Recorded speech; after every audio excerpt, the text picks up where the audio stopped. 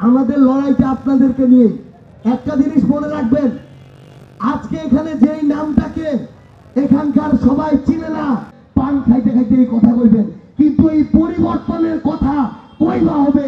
এই মতবাদ সর্বশেষ অনুরোধ, ইনশাআল্লাহ আগামী 15 তারিখের মধ্যে প্রত্যেকটাই তার সাথে তোমরা একটু যোগাযোগ করবেন, এইটুকুই অনুরোধ। স্বেচ্ছাচারিতা করছেন, কোনো সমস্যা নাই, কিন্তু শাপলা গলি থেকে শাপলা ফুল ফুটতে বেশি দিন লাগবে না। ইনশাআল্লাহ আগামী নির্বাচন জাতীয় নাগরিক পার্টি এনসিপির শাপলা গলির জয় জয়কার হবে। এই পঞ্চগড় জেলায় কোনো রাজনৈতিক দল কিংবা কোনো এমপি পদপ্রার্থীকে আমরা আমাদের জায়গা থেকে প্রতিপক্ষ হিসেবে দেখি না। আমরা মনে করি তাদের সাথে আমাদের প্রতিযোগিতা নয়, আমাদের প্রতিযোগিতা আমাদের নিজের সাথে। আমাদের প্রতিযোগিতা আমাদের নিজেদের সাথে, যে আমরা কতটা জনগণের জন্য কাজ করতে পারি, জনগণের কাছে যেতে পারি, জনগণের কথা শুনতে পারি। আমরা যদি এই একটা কাজ ঠিকমতো করতে পারি এবং জনগণের অধিকারগুলো নিয়ে আমরা আদায় করে আনতে পারি, তাহলে জনগণ আমাদের উপর আস্থা রাখবে। বাংলাদেশে আর আগের দিন নাই যে মানুষ দলের নাম দেখে আর মার্কা দেখে ভোট দিবে। ওই দিন বদলায় গেছে, মানুষ এখন কাজ দেখে ভোট দিবে। কে জনগণের কাছে আসে সেটা দেখে ভোট দিবে। কোন লোকটা খারাপ মানুষদেরকে শেল্টার দেয় না সেটা দেখে ভোট দিবে। কোন লোকটা সাহস নিয়ে মানুষের পক্ষে কথা বলে সেটা দেখে ভোট দিবে। আমরা মাত্র 8 মাসের একটা রাজনৈতিক দল, আমরা কি করেছি এটার জবাব আমরা দিব, কিন্তু আমরা চাই আপনারা সাহস দিয়ে তাদেরকেও এই প্রশ্নটা করবেন, যে রাজনৈতিক দলের বয়স 40 বছর, যে রাজনৈতিক দলের বয়স 80 বছর। আমরা মনে করি যে কারোর সাথে অ্যালায়েন্স হবে কি হবে না, জোট হবে কি হবে না, সেটা পরের বিষয়। আমরা এই বাংলাদেশে পরনির্ভরশীলতার রাজনীতি করতে আসি নাই।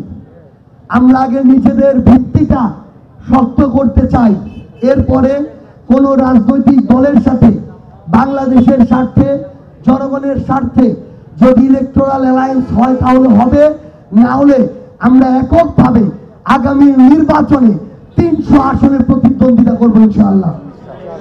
এই বছর হোক কিংবা আগামী বছর, এর মধ্যেই প্রায় 2 শতাধিক রাস্তার উন্নয়ন এই পঞ্চগড় জেলার হবে। আমরা বিগত 1 মাসে আমরা পঞ্চগড় জেলার 100 মসজিদ মন্দিরের জন্য 3 লক্ষ টাকা করে বাজেট সরকারের পক্ষ থেকে এনেছি, এবং এই মাসে ইনশাআল্লাহ আমরা আরো 100 মন্দির মসজিদের জন্য আরো লক্ষাধিক করে টাকা আমরা বাজেট নিয়ে আসবো। আমরা যেই জিনিসটা সবচেয়ে বেশি করছি সেটা হচ্ছে, এই পঞ্চগড় জেলার কোনো প্রশাসন বলতে পারবে না কারো কাছে আমরা একটা অবৈধ অন্যায় তদবিরের জন্য গেছি। এই পঞ্চগড় জেলার কোনো প্রশাসন, কোনো মানুষ বলতে পারবে না কারো পকেট থেকে আমরা 1 টাকা চাঁদা নিছি। এই পঞ্চগড় জেলার কোনো মানুষ বলতে পারবে না আমাদের দ্বারা কেউ অন্যায়ের শিকার হয়েছে। গণভোটটা জাতীয় নির্বাচনের আগে হওয়া প্রয়োজন, এবং আমরা আমাদের জায়গা থেকে এটাও স্পষ্ট করেছি, অন্যান্য রাজনৈতিক দলগুলো সহ অন্তর্বর্তীকালীন সরকারকেও এখানে একটা শক্তিশালী ভূমিকা নিতে হবে।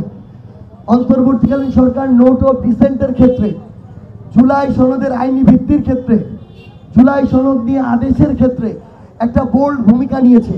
ঐক্যমত্য কমিশন বোল্ড ভূমিকা নিয়েছে। এখন গণভোটের প্রশ্নেও তাদের একটা বোল্ড ভূমিকা নিতে হবে। তবে আমরা স্পষ্ট করে এটা বলি, বাংলাদেশের এবং বাংলাদেশের মানুষের স্বার্থে অন্তর্বর্তীকালীন সরকার যেটাকে সবচেয়ে ভালো মনে করবে সেটা তাদের করতে হবে। কোনো 1-2টা রাজনৈতিক দলের চাওয়া পাওয়া যেন দেশ আর জনগণের ঊর্ধ্বে প্রাধান্য না পায়। এই জুলাই সনদ আমার প্রাণে পাস হওয়া লাগবে। ভোট পছন্দ হইলে দেয়, যদি পছন্দ না হয় ভোট দেওয়ার দরকার নাই, কিন্তু নিজের টানে ওই জুলাই সনদ ভোট দিবা লাগবে।